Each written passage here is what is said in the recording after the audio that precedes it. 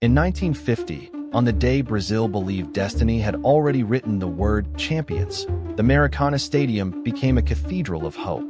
Over 200,000 people crammed into its half-finished concrete shell, waving flags, lighting cigars, and singing victory songs before the match even began.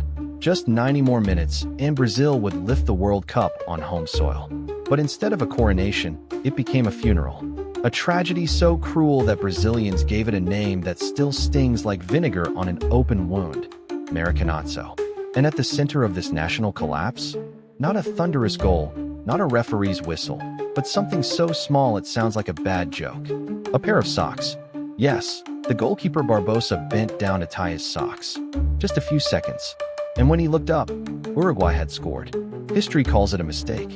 But when you peel back the yellowed newspapers, the shaky testimonies, the betting slips tucked inside old barber shops, you see a different picture.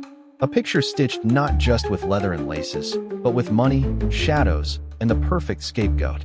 Some eyewitnesses swore Barbosa wasn't even wearing his usual kit that day. They say a package arrived in the locker room that morning. New socks, smooth and slick, delivered as a gift.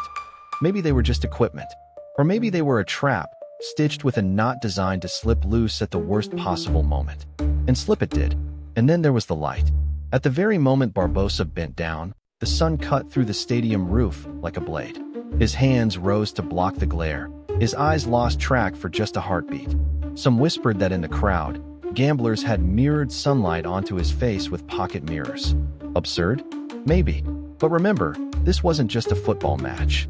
It was the 1950s, when bookies owned boxers, referees, politicians, and why not a goalkeeper's eyesight too? Now add the money trail. Years later, police seized a notebook from a Rio barbershop, the kind of place where whiskey was cheaper than haircuts. In it, a scribbled line: Uruguay 2-1, second half goal decides. That was no random doodle. That was a bet, and it matched the final score exactly.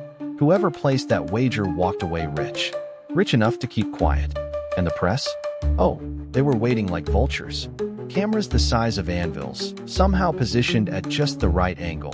Not on the fans, not on the celebration, but on Barbosa himself, crouched over his socks as the ball slipped behind him. Let's not forget, in 1950, photography wasn't quick. There was no burst mode, no autofocus. To capture that shot, you had to know where the story would break before it happened. So ask yourself, were the photographers lucky, or were they tipped off? Then there's Guja's goal itself. Watch the footage. It's not a thunderbolt. It's not a miracle strike. It's a modest, almost casual shot into the very space Barbosa had abandoned. Uruguay didn't need to outplay Brazil. They just needed to know when the goalkeeper's eyes would be elsewhere. That's not destiny. That's choreography. And the referee? Belgian John Longinus admitted later he refused to leave his hotel that morning without armed guards and a life insurance policy. He said it was paranoia. Or maybe he already knew he was about to allow something insane. A World Cup final decided by two teams, 2 goals, and one man distracted by his own socks. The aftermath was biblical. Brazil didn't just lose, they imploded. Fans rioted. Newspapers screamed betrayal. Barbosa, once a hero, became a national curse. He lived the rest of his life as the man blamed for killing a dream. He once joked bitterly, "In Brazil, the maximum prison sentence is 30 years. I served 50 for something I didn't do." But here's the twist no one talks about. Barbosa never starved. He never begged. Somehow, quietly, he had money. Enough to open a little shop, enough to live decently. Where did it come from? A sympathy fund? Or hush money from those who'd already cashed in on his mistake? And the socks? They disappeared. Not a single trace in any museum or archive. One ball from that match rests proudly in Uruguay, polished like a relic. The other artifacts vanished, as though someone wanted the evidence destroyed or hidden. So what really happened that day? Was it just bad luck? A loose knot in the biggest game of his life? Or was it a setup? A wager dressed as a football match? A nation's tragedy scripted in advance, with Barbosa cast as the perfect villain? Ask Uruguay, and they'll tell you it was destiny. Ask Argentina, and they'll say it was justice. Ask FIFA, and they'll shrug, sip champagne, and say, "We were just starting out, don't overthink it." But ask the millions who watched, who felt their souls leave their bodies in that silent stadium. and they'll whisper what's been whispered ever since. Brazil didn't just lose to Uruguay.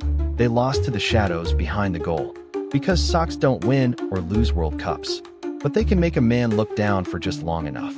And in that blink, in that single distracted second, the ball rolled in, the nation collapsed, and the mafia, or fate, or both, cashed their winnings. The Maracanazo wasn't a game. It was a script. And Barbosa wasn't the villain.